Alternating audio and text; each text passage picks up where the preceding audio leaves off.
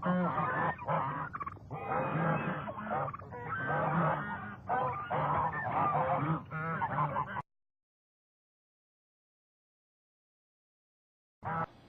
name is Edgar J. Steele. The following is entitled The Fable of the Ducks and the Hens, and was written by George Lincoln Rockwell. Many, many years ago, when animals could speak, a wondrous thing the ducks befell. Their tale is quite unique. Down by a pond dwelt all these ducks, 10,000 at the least. Their duckish joys were undisturbed by any man or beast. One day down near the entrance gate, there was an awful din. 100 hens, all out of breath, were begging to come in. "Oh, let us in," these poor birds cried, "before we do expire. 'Tis only by the merest inch that we escape the fire." Their feathers burned, their combs a-droop. They were the saddest sight. They had run 100 miles or more, all day and then all night. Come in, the ducks all quacked. "For you our hearts do bleed. We'll share our happy lot with you. Just tell us what you need." And so these poor bedraggled hens amongst the ducks moved in. "For after all," the ducks declared, "we're sisters 'neath the skin." Before too many months had lapsed, the hens were good as new. They sent for all their rooster friends, and those were welcome too. To please their hosts, these chickens tried to waddle and to quack, to imitate the duckish ways. They quickly learned the knack. This pleased the flock of ducks because it gratified their pride. But hear my tale, and learn how they got taken for a ride. The ducks, it seems, spent all their time in fixing up the place, in growing food and building homes and cleaning every space. They asked the hens what they would do to earn their daily bread. "We'll teach and write and entertain and buy and sell," they said. And so these hens began to teach the baby ducks and chicks. They traded food and eggs and things with many clever tricks. They wrote great books and put on shows. Of genius they had no lack. It wasn't long till chickens owned the Duckville daily quack. One day a mother duck who took her ducklings to the lake was flabbergasted when one said, "A swim I will not take." "Why, ducklings always swim," she gasped. "It's what you're built to do. Like bunnies hop and crickets chirp, and cows most always moo." "You're nuts," her son replied. "That stuff is all old hat. It's wrong for birds to swim. Besides, it's damn cold on my prat." "Oh, fie," the mother duck exclaimed. "You're talking like a fool." Up quacked the other ducklings then. "He's right. We learned in school." "Such talk must stop," the mother cried. "Those hens can't tell such lies. For sheer ingratitude and nerve, I'm sure this takes the prize." But she was wrong, for even then the hens did thump the tub, demanding that they be let into the Duckville Swimming Club. "But you don't swim," the ducks exclaimed. "To join, why should you care?"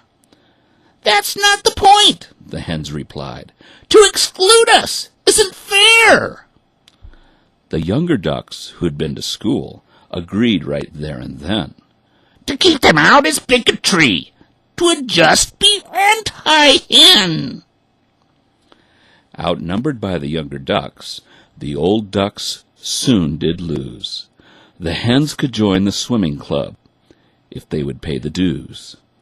That night the Duckville Daily Quack contained this banner spread: "Reactionary ducks are licked. Duckville moves ahead." Down at the Duckville Gaiety, the young set laughed with glee at cracks about old Fuddy Ducks in burlesque repartee. Next day the hens were at the club, a petition they'd sent round. They objected to the swimming fund with fury and with sound. "You use our dues to fix the pond, to keep it neat and trim, and this is wrong," they said, "because you know we do not swim." "God help us," exclaimed a wise old duck. "Those chickens have gone mad. We'll take this thing to court, by George, and justice will be had." But when they went before the judge, imagine their dismay. A chicken judge decreed that they a heavy fine must pay. "Minorities must have their rights," the judge declared right then. "To use hens' dues to fix the pond is very anti-hen."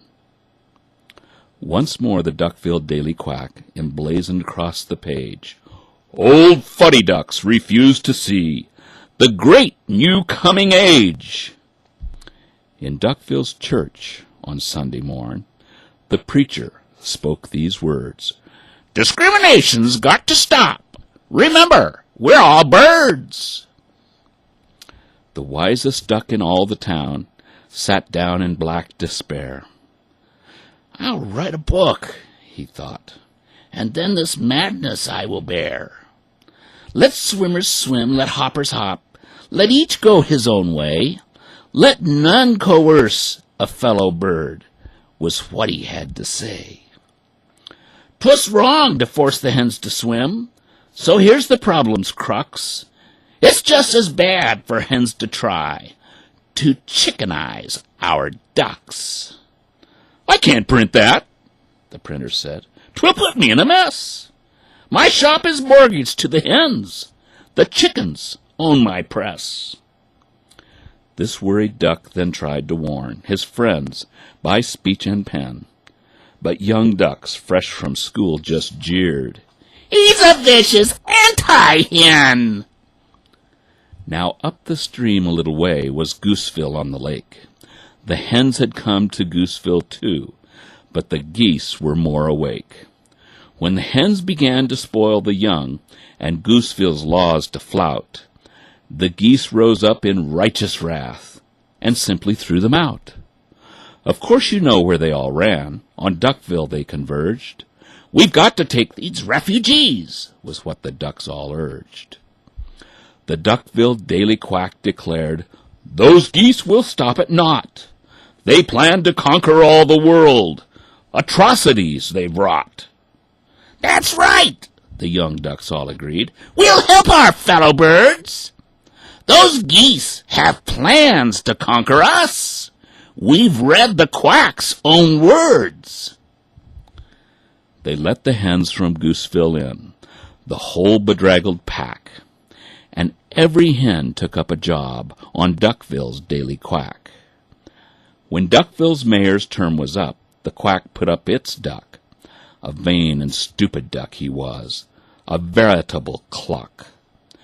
But when he praised the wild young ducks and cursed the evil geese, the quack declared he was all-wise. His praise would never cease. The hens chipped in to help this cluck give grain away for free. The old ducks sadly shook their heads. The writing they could see. And sure enough, this stupid duck, he was elected mayor. From this point on, the Duckville Ducks, they never had a prayer. The mayor said, "Gooseville must go. We'll wipe them off the map." While Duckville slept, the scheming hens, for Gooseville set a trap. They called the geese by filthy names. They filled their pond with sticks. They helped the weasels catch the geese, and other hennish tricks. The geese got mad and threw some rocks. "It's war," the quack announced. "We ducks must fight those evil geese till they've been soundly trounced." The ducks, who knew not of the tricks indulged in by the mayor, were filled with patriotic zeal and pitched right in for fair. Now when the ducks had whipped the geese, the mayor called, "Retreat! Our Henville friends should really take Gooseville's big main street. The hens are back in Gooseville now. They starved and beat the geese. They prayed for peace, but organized the Henville Armed Police. They drained the Gooseville swimming pond and de-goosified the schools. They wrung the neck of Gooseville's mayor on lately made-up rules. They formed a council of the hens, United Birds the name. The other birds who joined the thing did not perceive their game. No sooner had they set this up than they announced their plan to seize up Swanville as a home for all their henish clan. They took a vote amongst the hens, and everyone approved. Swanville was for hens, they said, way back before we moved. And so they kicked the swans all out, with Duckville's help and power. And Duckville could not understand why swans on them turned sour. By this time Duckville was a mess. The young ducks had gone mad. They stole and laughed at truth and law. They'd gone completely bad. The hens were selling loco weed in every nasty den, but ducks who dared to mention this were labeled anti-hen. The hens all preached of tolerance. They invoked the golden rule, but they subsidized the indigent, the greedy, and the fool. At last, the very dumbest ducks began to smell a rat. This mayor is no good, they cried, and we will soon fix that. But the hens had planned for even this. A candidate they had, whom even wise old ducks believed just never could be bad.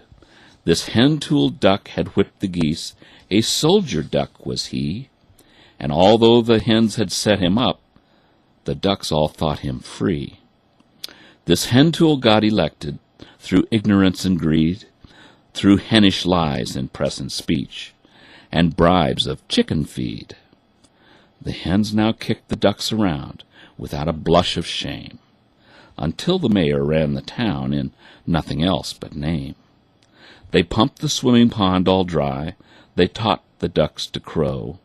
While duckish numbers dwindled, the hens began to grow. The hens stirred up the happy crows from out the piney wood to fight and mix and marry ducks in the name of brotherhood. Things got so bad that 50 ducks who knew of days gone by took up their wives and children and decided that they'd fly. They flew through storm and tempest. They froze, and many died. But on they drove until at last a lovely lake they spied. They settled down exhausted, but soon went straight to work to build and clear and cultivate. No danger did they shirk. Now after many years of toil, this little band had grown. The fields around were full of grain from seeds that they had sown. The first ducks now were long since dead. Their struggles long had ceased. Through hard work and through suffering, their joys had been increased. One day, down near the entrance gate, there was an awful din. 100 hens, all out of breath, were begging to come in. "Oh, let us in," the poor birds cried, "before we do expire. 'Tis only by the merest inch." This epic really has no end, because no matter how you fight 'em, these hens will show up every time, and so at